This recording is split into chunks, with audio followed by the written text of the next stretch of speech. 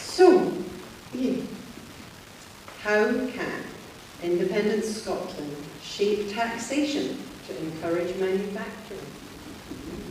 Well, I've got a great job here because I don't need to prove anything. I can just tell you what's happening in Estonia. The biggest successful policy in Estonia is 0% corporation tax on all reinvested profits. So in other words, if you make a profit at the end of your year in your business and you put that money back into your business or invest it in any other country, any other company in Estonia, you pay absolutely no tax on it. However, if you take the money out of the company, at that point or any later point, you then pay the flat rate tax, which is 20%. Now, why do they do that? Well, why do businesses fail? The vast majority of small businesses that start fail because they have a cash flow problem. And over here in Scotland, what happens is a small business starts, luckily they make some money in their first year, and at the end of that year, just as their business is expanding and they need more capital to finance that expansion, the government come along and they take 20% away and that money vanishes out of the business. The Estonians are far cleverer than that. They leave it in the business, let the business expand. It takes on more staff. Because it's taking on more staff, there's a labour shortage. What happens with a labour shortage? You end up with having to pay higher wages. And who wins out of that? The government and additional taxes. Now, when they brought that system in, the experts said it will never work. At the end of the first year, they brought in 40% more than what had been budgeted for. Because the other thing it did was it killed off the black economy. Because the thing you pay in Estonia on top of a wage is a 33% of the person's salary that covers their health charges, social charges, pension, all the rest. And the way to dodge that was to pay your employees in cash. But what the Estonians did was they introduced pensions at the same time as they introduced this. So the employee wasn't happy to take cash anymore because he was getting no contribution to his pension. And they would report the employer that was trying to promote that system. So that's why the extra money came in. You just think in Scotland, in the 70s and 80s, when we had all these electronic companies coming into Scotland, it was not in bold investment. Eventually they stayed for a while, made some profits, and then moved on. The Estonians have avoided that happening in Estonia through this policy, because basically what they're saying to that type of company is expand away in here, and you can use the money that we would have had from you to do it. And the sheer knowledge is going to create more jobs, and they're going to get more taxation. And if at some later point they take the money out, they've got to pay the full taxation on it anyway, at that point. So that's a great example of how you can form your taxation policy, not only to encourage development amongst your existing funds, but also you create the incentive to put your research and development into that country. Now, let me also tell you how they monitor taxation. The Estonian tax regulations are on 6 pages of A4 paper. The UK tax regulations are 11,500 pages and are used as a recipe book for tax evasion. It's absolutely transparent taxes in Estonia. You don't need an accountant. If there's any accountants in here tonight, I apologise, you've not got a job in Estonia, because nobody needs them. Because the system is absolutely simple, flat rate 20% taxation, very, very few allowances. So everybody knows what is due to be paid, and it's paid. So, I mean, we should go back to just making life simple. I mean, ordinary people, all the folk that are in here, are never going to benefit from a tax code with 11,500 pages. And the reason for that is because you can't afford the accountants who have studied those 11,500. So why do you have 11,500 pages? You have 11,500 pages so the richest people can pay less tax.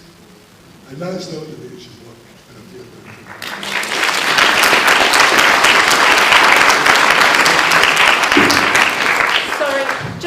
question, Ian, just on the back of what you were saying. You were talking about Estonia. Can you answer this quick question from Hazel Heron? What is the current average monthly wage in Estonia now? It's now $1,900 US a month. So a very big rise from $40 a month when I first went there. Quite a funny story was that Her Majesty the Queen came over to celebrate 20 years of Estonian independence. I was one of the 100 people invited to dine with her. And when the Queen stood up to speak, she didn't tell them there were two E. There's only 1.3 million of them. The Queen just thought that was fine. You know, no problem there. But when the President of Estonia got up to reply, he said, it's a great day for Estonia. He says, because we've just passed Portugal in terms of GDP, and Portugal, of course, was one of the original 15 EU members. And he said, I hope when you come back, Your Majesty, in 20 years' time, we'll be in 7th or 8th position amongst the European Union nations. And I was sitting next to the economic advisor, and I said, that's hugely ambitious. And he winked at me and said, it won't be a disaster if we finish 8th.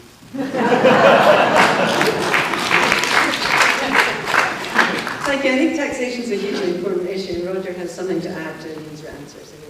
Yes, Ian was wrong. There's not 11,500 pages. They actually don't know how many, but the last estimate was 18,000.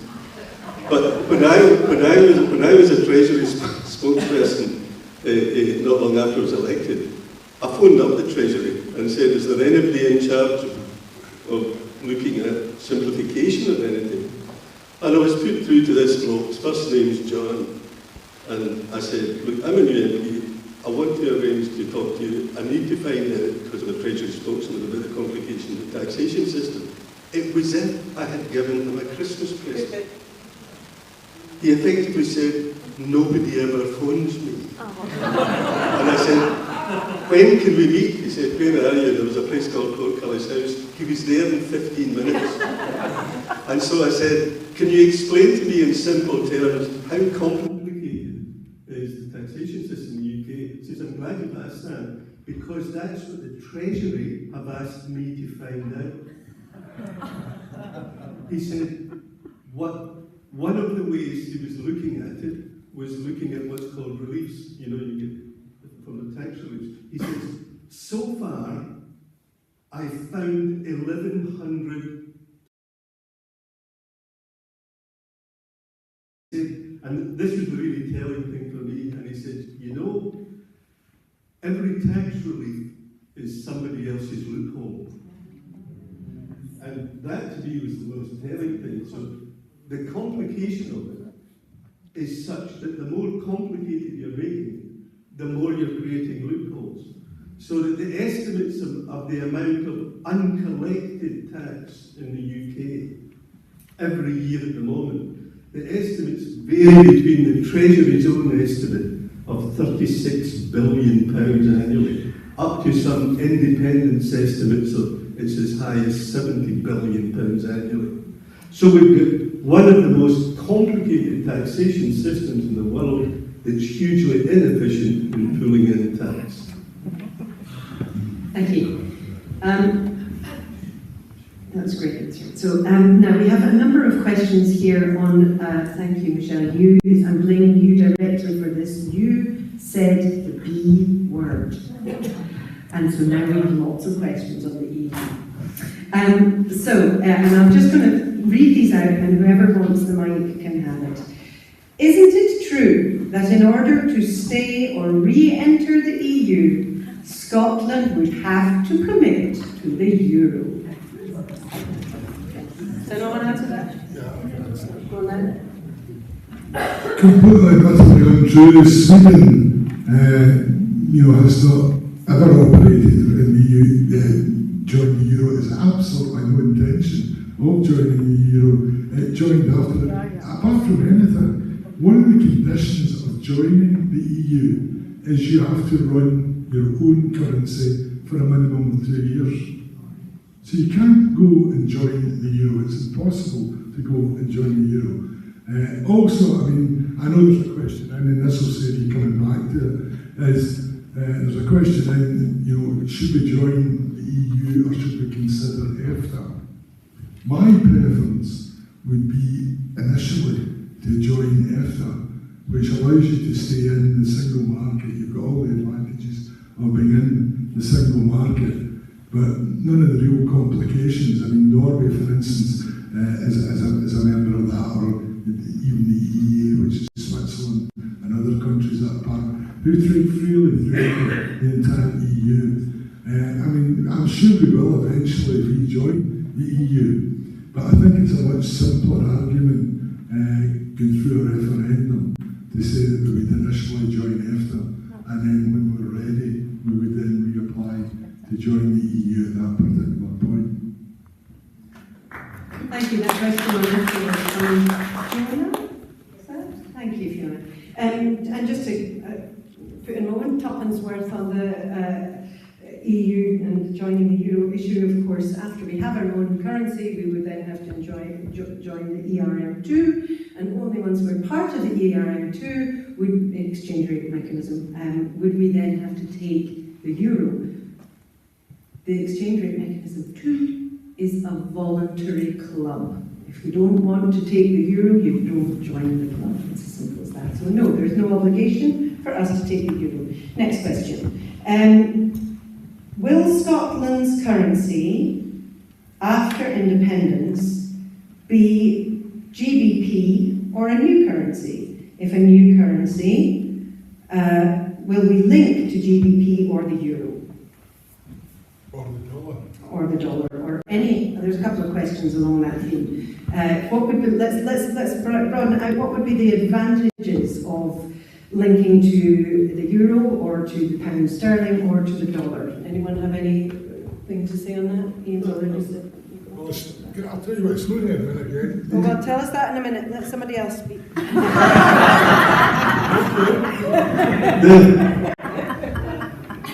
In one sense, it's a wee bit naive. I've often thought the currency debate, for example, has been held. The more we talk about it, the more it suits our opponents. It's not quite the issue that sometimes it's made out to be. The other thing is, it's too simple to think about it just in terms of the established Scottish currency or not, because in some of the questions, rightly begin to get into this. Currencies can be managed in many different ways, so that you will get currencies that are, what's called fiat currencies and wholly float, and the value is set effectively by the currency markets. You can get currencies that are managed. Sweden's currency is a managed currency. You can get currencies that are tied to another currency. So I did some work in Africa and Namibia after its independence, and after a few years it established its own currency, the Namibian dollar, but it tied it to the rand in South Africa for quite a long time. So the issue is not just do you want a currency or not. The question becomes, how do you want to best manage your currency in the interests of the thing that I think is important, and that is stability.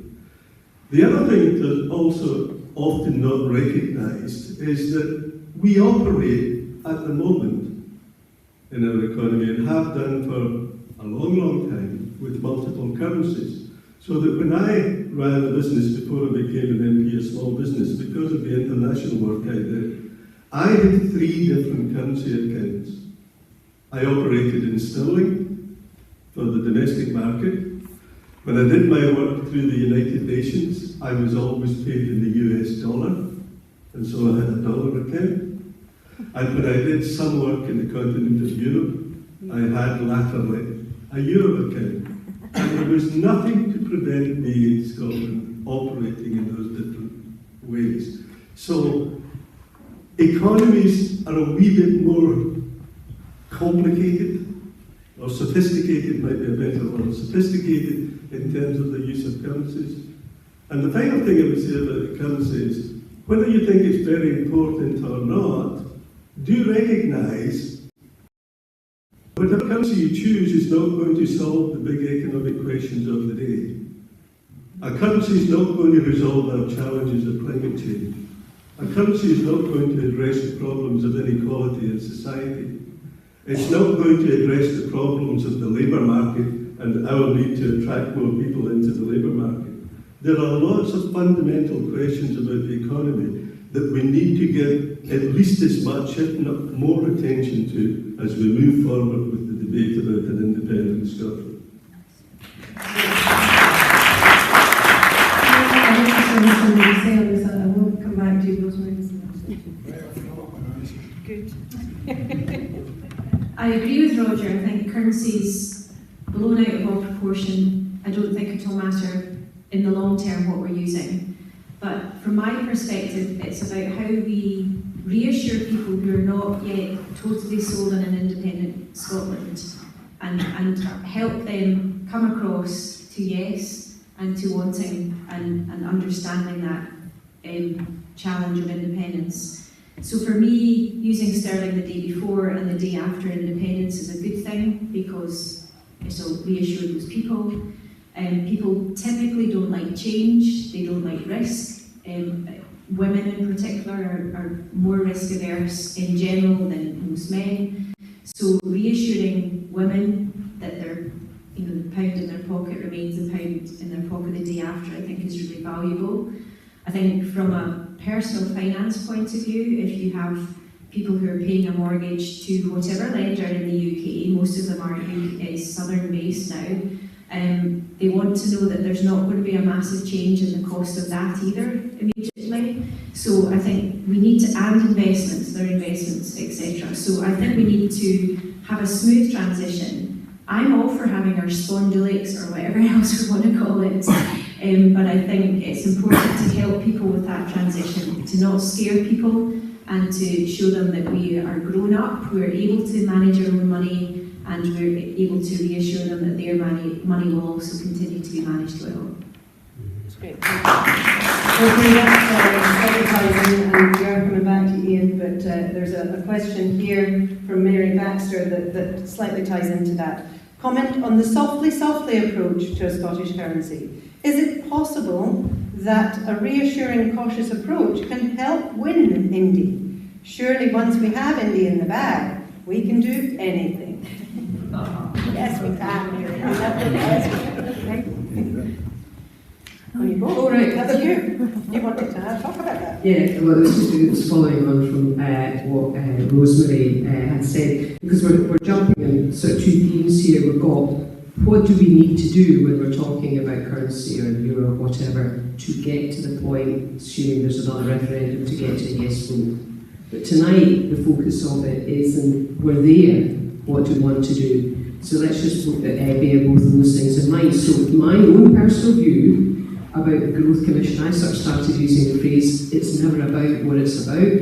For some people, they read it and they were like, nobody doubts it's a weighted tone, but they were saying, well, it didn't really set the heather afire for me. But in some ways, for me personally, that was fundamentally the point. Nobody can deny it was a well-constructed, well-written document. And for me, understanding what I did, particularly some of the financial services companies and so on, where frankly we struggled despite a lot of effort during the first independence referendum, we didn't get them over the line. They had too many anxieties. And if the job, in a business perspective, was to get business to vote yes or to neutralise businesses who were against it, so they didn't come out against it, arguably, and honestly, I think we probably failed in that respect, particularly in the latter point. So I agree that a softly approach is no bad thing, because it's all about getting people over the line when we're talking about an independence referendum.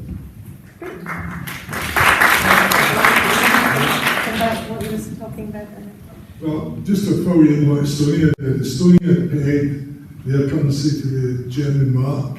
So in this situation, where the smallest country in Europe, 1.3 million, or one of the smaller ones, was tied to the most productive, largest country in Europe.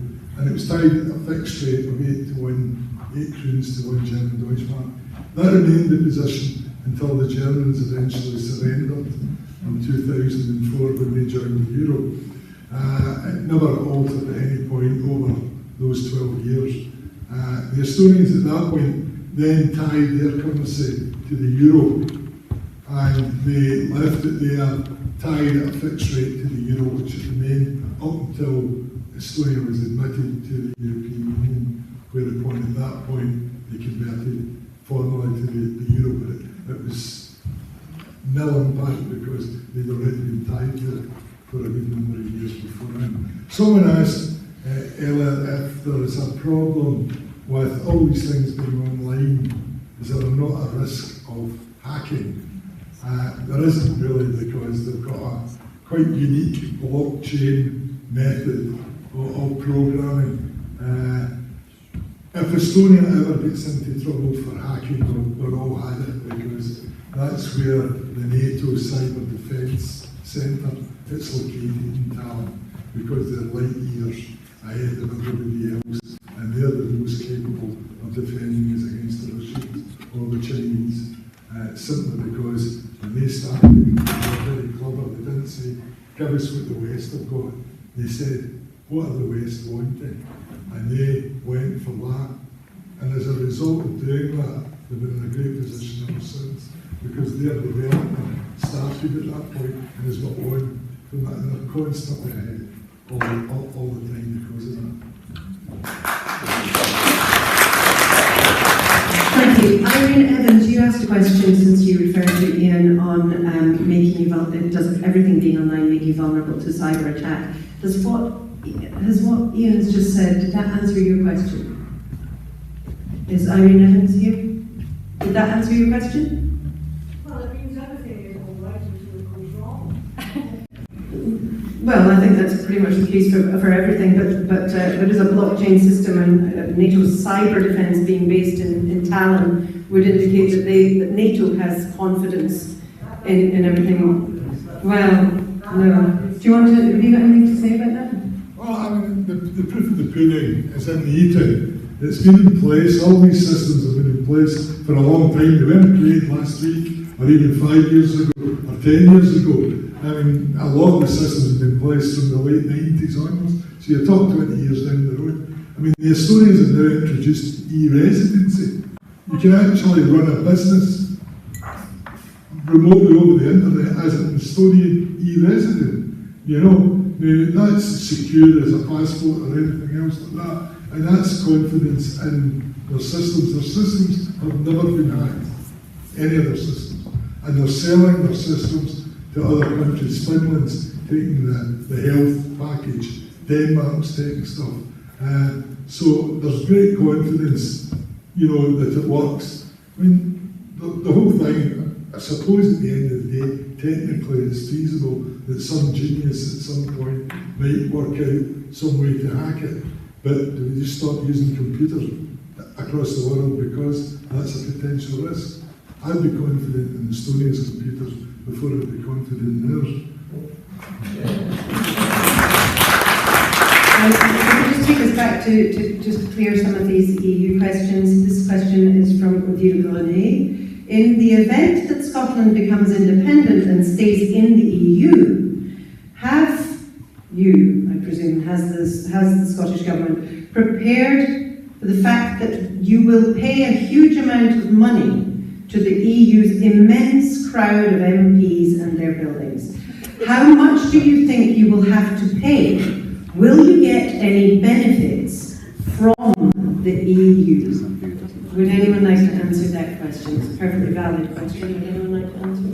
Well, definitely, if you like. Okay. Everyone wants to answer this one.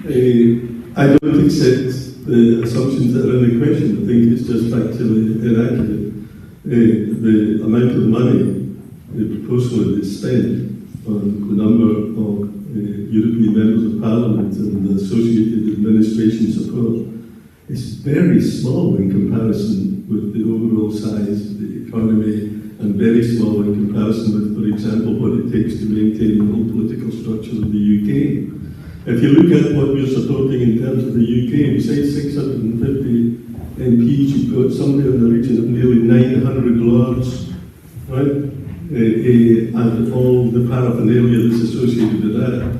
That's a far, far bigger cost to Scotland than a relatively small amount of funding that would be contained within supporting the political connections to the EU. And secondly, you've got to recognise that you can't look at it simply in terms of what are you contributing to the EU. You've got to look at it in terms of what are you getting back. And I don't know what the most up-to-date figures are over the last year or so, but quite often Scotland has been in a situation of the situation that Ireland has been in for much of its history in the EU, and that is, in strict money terms, there was more coming back than was being put in. But it's more than that.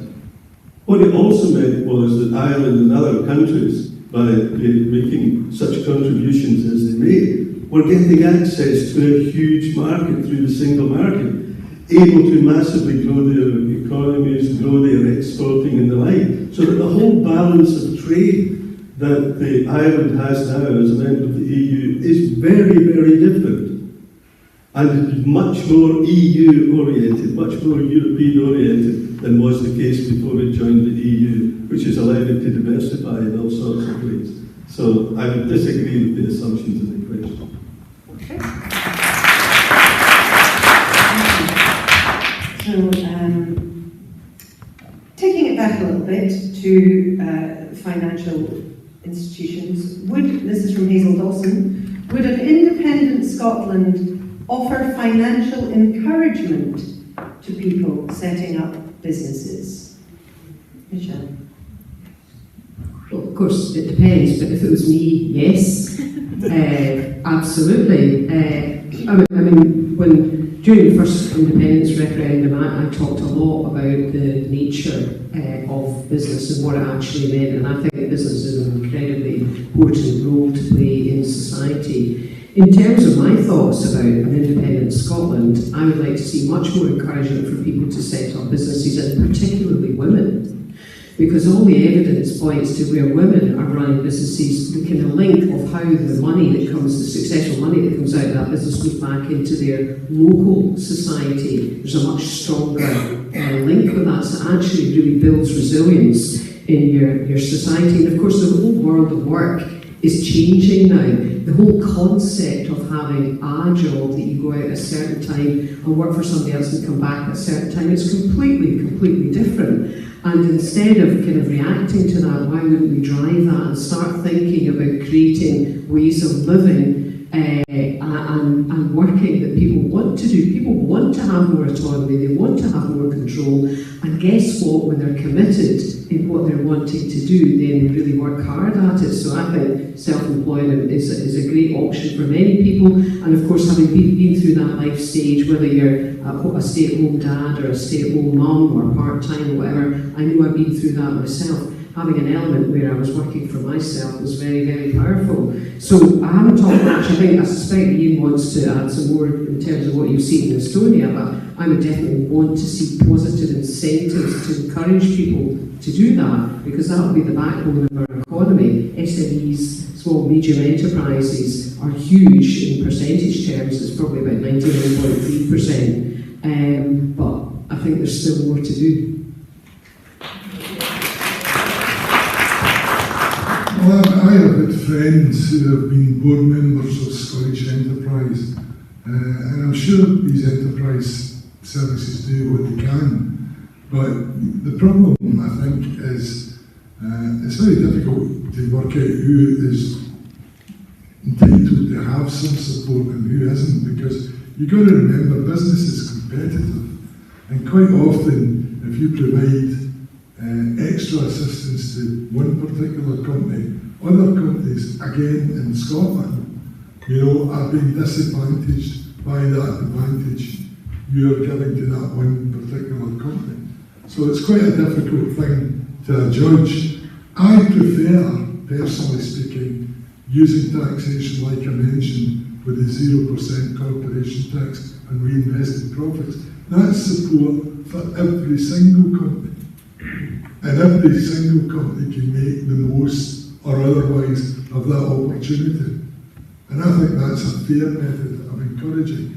Where government can help is in things like infrastructure spending, creating the business environment, maybe putting up at trade shows abroad, big international International Scotland stands, and then inviting companies that are interested to pay a proportion of that stand to be present on that stand, whether it be in China, Hong Kong, America, or wherever, and giving small and medium sizes companies the opportunity to compete at that level at these big international fairs, rather than leaving it only to the biggest companies.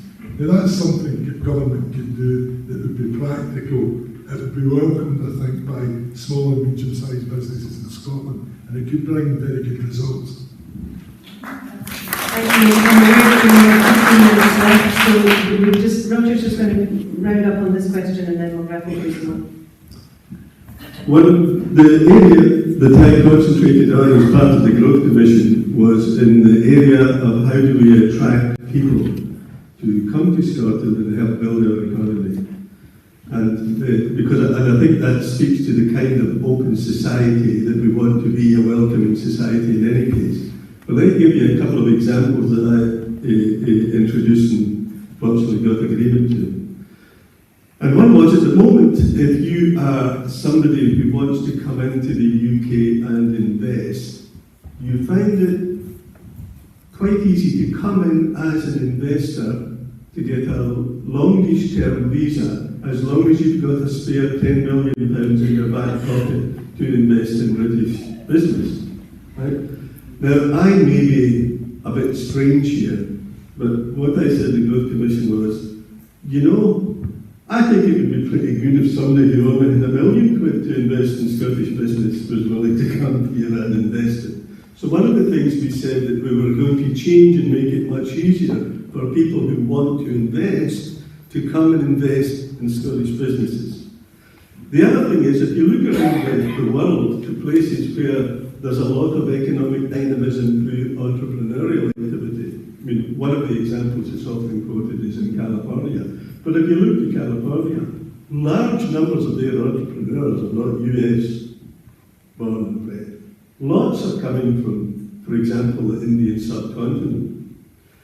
We have got a system where to get a visa to come in here as an entrepreneur to